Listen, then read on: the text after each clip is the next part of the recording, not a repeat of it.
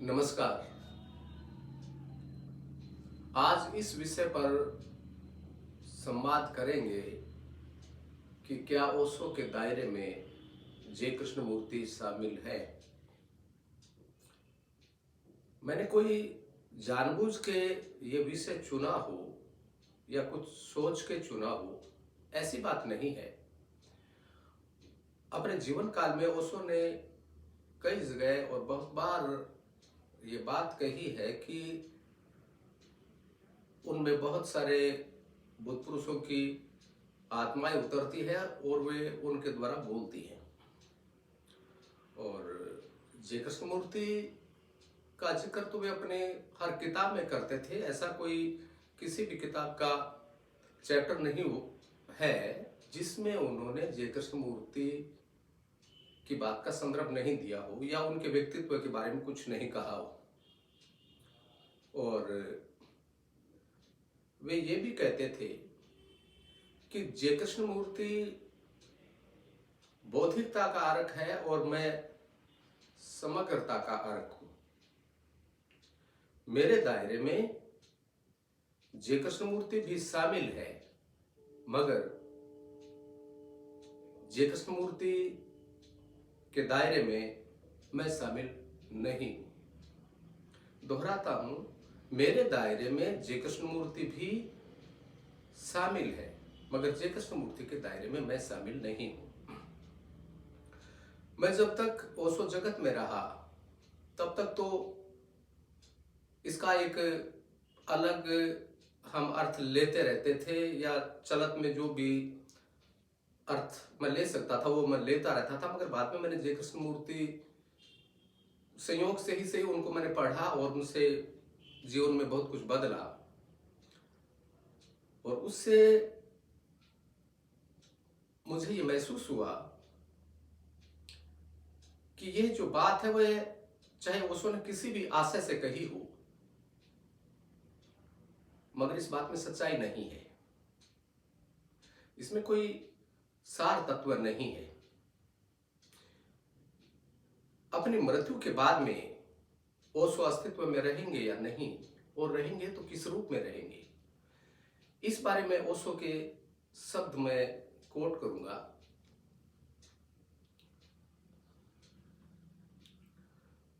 When I am gone, where can I go?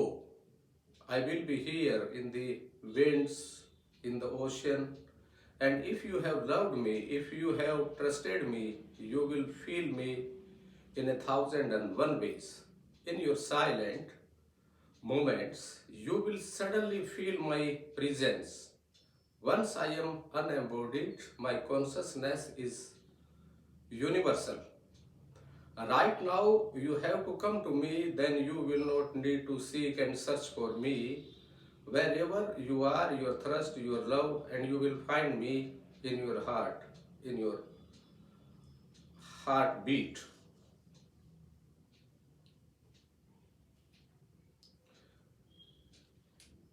तो ओशो ये कह रहे हैं कि मैं जब शरीर में नहीं रहूंगा, अनएम्बॉडीड हो जाऊंगा, तो मैं सब तक जो लोग मेरे से प्रेम करते हैं,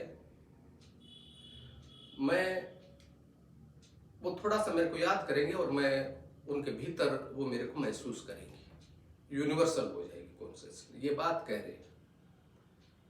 और जे कृष्णमूर्ति ने क्या कहा मृत्यु से पहले के उनके शब्द है।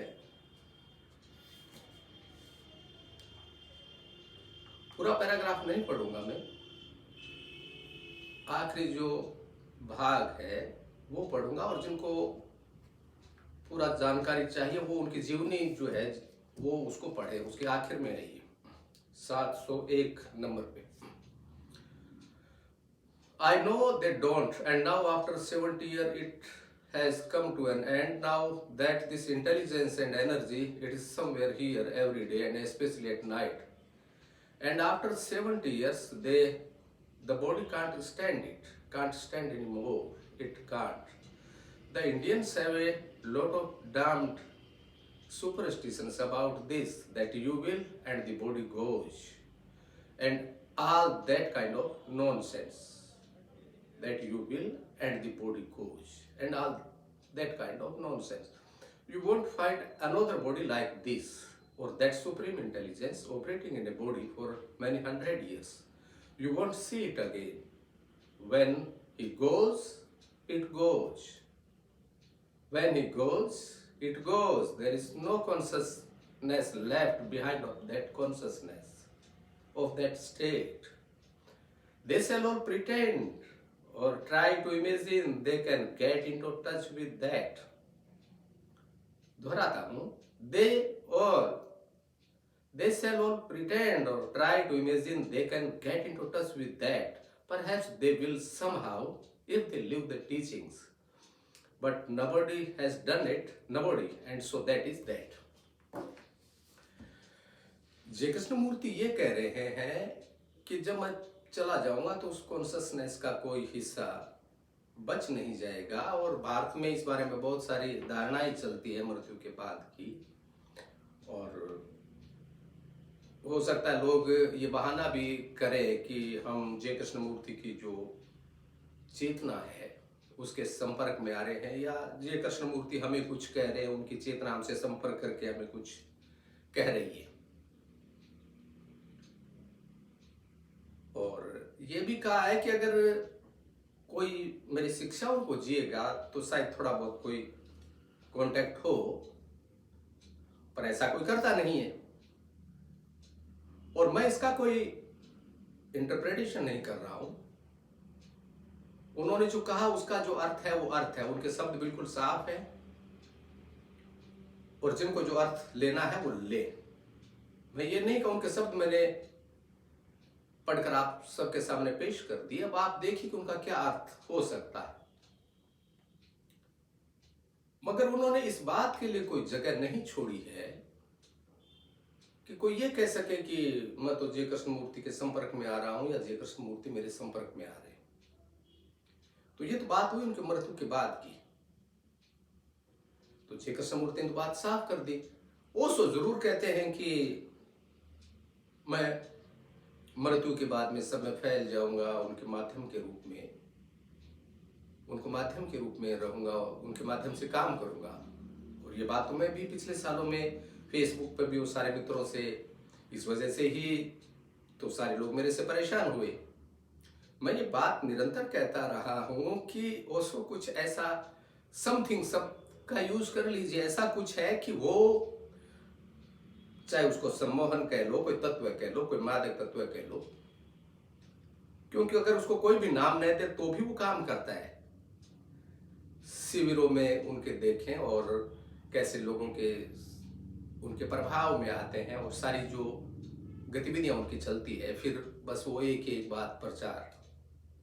और ऐसा कमोबेश सारे गुरुओं के आसपास ये चीज होती है।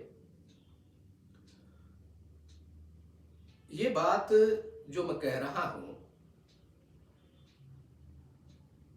ये बात तो हुई मृत्यु के बाद में, उनका क्या रूप रहेगा या नहीं रहेगा इसके बारे में। मगर अपने जीवन काल का देखें, उन्होंने अपने जीवन काल में जो काम किया है, आध्यात्मिक जगत में जो बोला है, वो क्या बोला है। जय कृष्णमूर्ति की तो सारी की सारी जो बातें हैं वो एक लाइन की है, उनमें कोई कहीं भी कंट्राडिक्शन नहीं है, कहीं भी विरोधाभास नहीं है। मगर ओशो की तो सारी की सारी बातें ही विरोधाभासी है। मैंने एक वीडियो में पहले कहा था कि अगर ओशो ने 600 650 जितनी भी किताबें लिखी है तो उसमें आधी किताबें उनकी आधी किताबों के विरोध में, ऐसा समझ लीजिए। पहले दिन वो जो बात कहते हैं उसको दूसरे दिन वो काट देते हैं। इसलिए पहली बात तो उनकी कोई लाइन नहीं है, मगर फिर भी जीवन में उनके जो जो आचरण रहे और उनके साथ पढ़ते हैं तो कुछ बातें साफ हो जाती है, दोनों के, जय कृष्णमूर्ति और ओशो के। जय कृष्णमूर्ति ने तो ऐसी बात कही नहीं है कि उनका कोई दायरा है और उनके दायरे में कोई दूसरे शामिल है, ऐसा जय कृष्णमूर्ति तो इस तरह की बात करते नहीं थे। वो तो साफ बात कहते थे कि अगर कोई अथॉरिटी को मान रहा है तो वो जैसे कोई नॉर्थ को जा रहा है, कोई साउथ को जा रहा है, ऐसी बात है। और उन्होंने ये बात बहुत अच्छे से कही है कि सत्य की कोई अथॉरिटी नहीं होती, कोई मार्ग नहीं होते, कहते एब्सोल्युटली मेंटेन इट। और ओशो ने कहा बहुत तेरे घाट बहुत मार्ग हो सकते हैं। तो मैं ये प्रश्न उठाता हूं, 2-3 बातों पर ही बात हो सकेगी, ज्यादा बात नहीं हो सकेगी। तो मैं ये प्रश्न उठाता हूं कि जब ओशो ये करें कि बहुत सारे मार्ग हैं, तो उनमें जय कृष्णमूर्ति शामिल कैसे हुए? उन्होंने सिस्टम सारे इजाद करे और सारा जय कृष्णमूर्ति ने तो ऐसा कुछ भी नहीं कहा है, तो फिर उसमें शामिल कैसे हुए? जय कृष्णमूर्ति तो किसी के गुरु नहीं बने, वो तो कहते मैं तो फ्रेंड हूं, और मैं अगर थोड़ी हाइट पर भी बैठता हूँ, ऊंचाई पर बैठता हूँ, तो उससे कोई अथॉरिटी नहीं मिलती। और ओशो ने तो बाकायदा ये कहा है कि उनमें सारे बुद्ध मौजूद है, और उनका ढंग देख लीजिए, उसमें ढंग सारा जाहिर है। उनकी स्टूडेंट लाइफ में उनकी, मैं कोई मैगजीन वगैरह देखता, उस पर लिखा होता कि अनसरपासेबल मैन, वो बैठे हुए और अनसरपासेबल मैन औषधि। तो उसमें तो इतना पता नहीं अनसरपासेबल का क्या मतलब होता है। इसका मतलब तुलना है दूसरों से, कोई उनको आगे नहीं निकल सकता उनसे। तो क्या बात है ये अध्यात्म। और भी सारे पहलू देख लीजिए, जय कृष्णमूर्ति ने तो ऐसा कुछ भी नहीं कहा कि मैं मृत्यु के बाद में तुम लोगों को उपलब्ध रहूंगा, ऐसा कुछ भी नहीं कहा। और ओशो ने तो कहा है कि मेरे शब्दों को पियो, आप सुनो मत उनको पियो।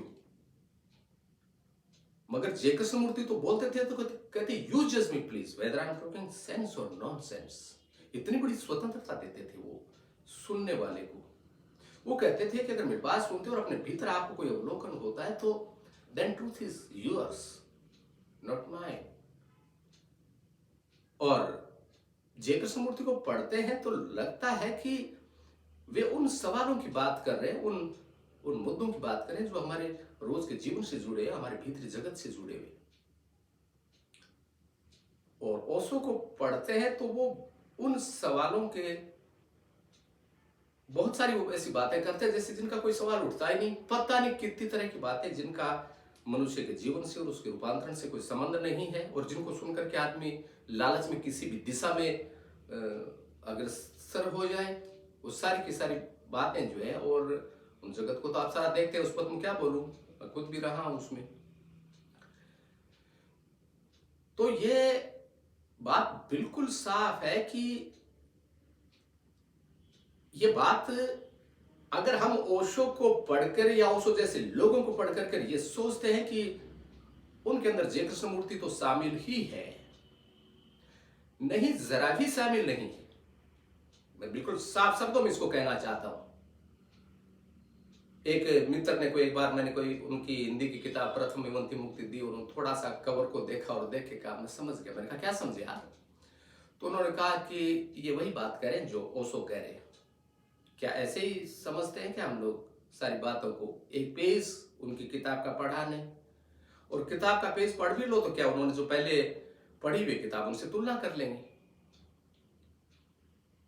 और ओशो को तो ऑलराउंडर मानते ही हैं, वैसे ऐसा कोई हुआ ही नहीं। अब जय कृष्णमूर्ति में क्या बचा है?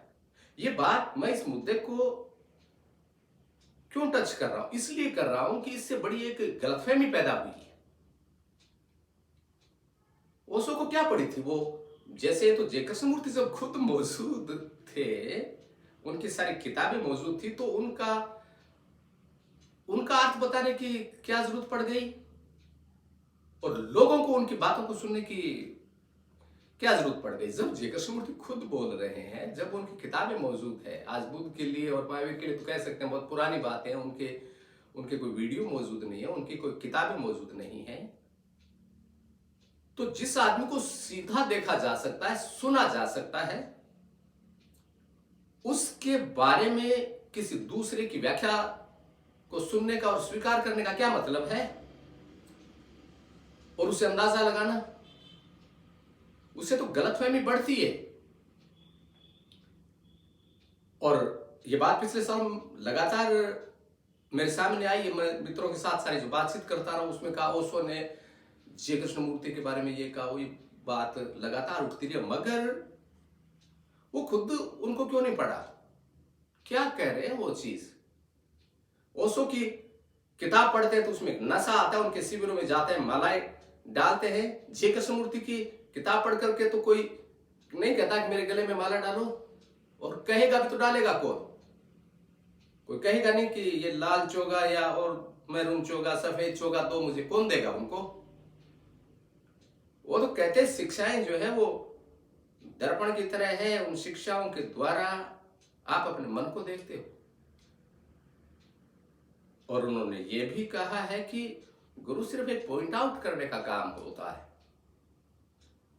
और भी बहुत सारे पहलू है, आप अगर हम बारीकी से देखेंगे तो और भी बहुत सारे पहलू, विस्तार से मैं जिक्र नहीं करूंगा यहां पर।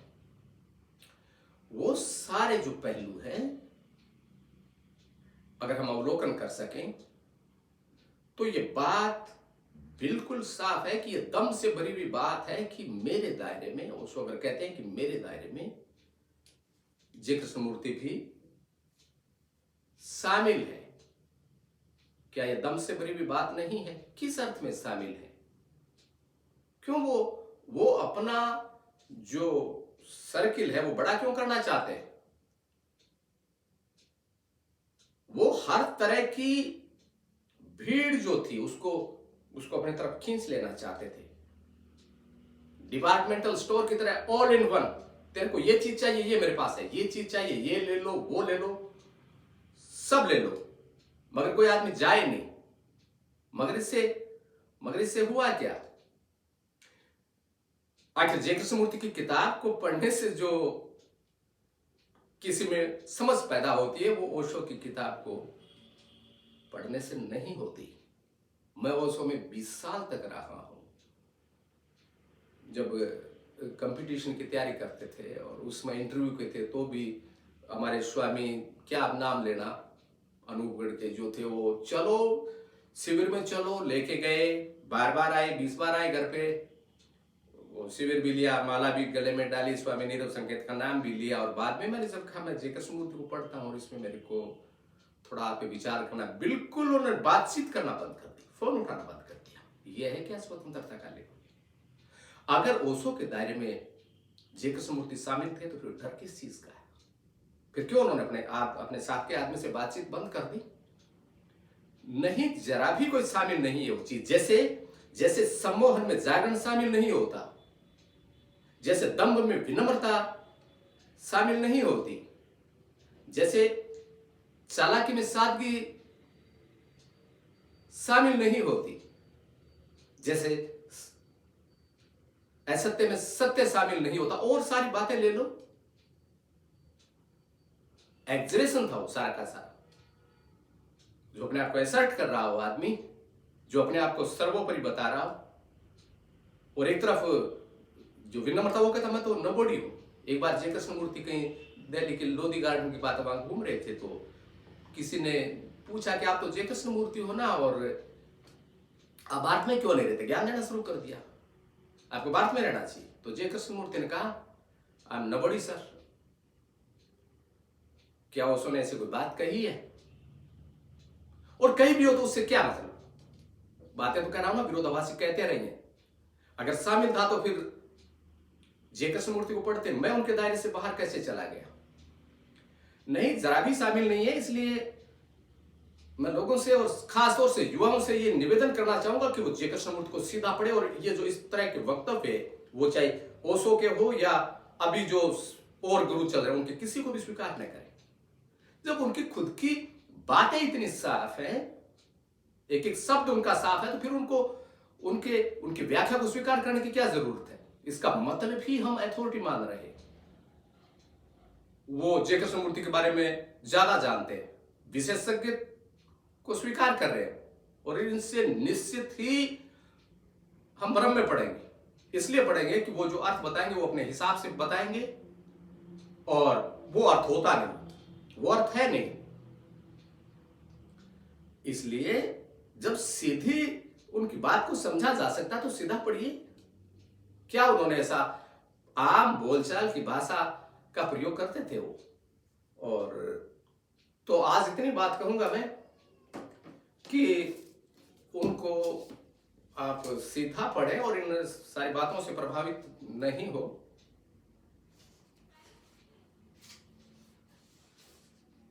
ये एक कोई वार्तालाप में है, कोई स्वामी जी पूछ रहे हैं, but would you Krishna ji except that pointing out was necessary? Yes of course, Krishna ji कहते हैं, yes of course I point out, I do that, we all do that. I ask a man on the road, will you please tell me which is the way to Saanen, and he tells me, but I don't spend time and express devotion and say, my God, you are the greatest of men. That is too childish. That is too childish. तो जे कृष्णमूर्ति तो साफ बात कह रहे हैं कि अगर हम किसी से रेलवे स्टेशन का या किसी जगह का रास्ता पूछते हैं और वो आदमी रास्ता बताते हैं तो हम उसको धन्यवाद देते हैं और आगे चलते हैं, उसके गले में माला नहीं डालते और ये नहीं कहते कि आप तो सबसे महान हो, ग्रेटेस्ट। ये सारी बातें बचकानी है। तो कहते हैं ठीक है, कोई इशारा करना है तो इशारा मैं कर रहा हूं। इतनी सरल और सादगी की बातें हैं उनकी, वो ऐसी अथॉरिटी की बातें नहीं करते। तो ऐसे सादगी वाले और विनम्र आदमी को सीधा पड़े करेंगे और बात। धन्यवाद।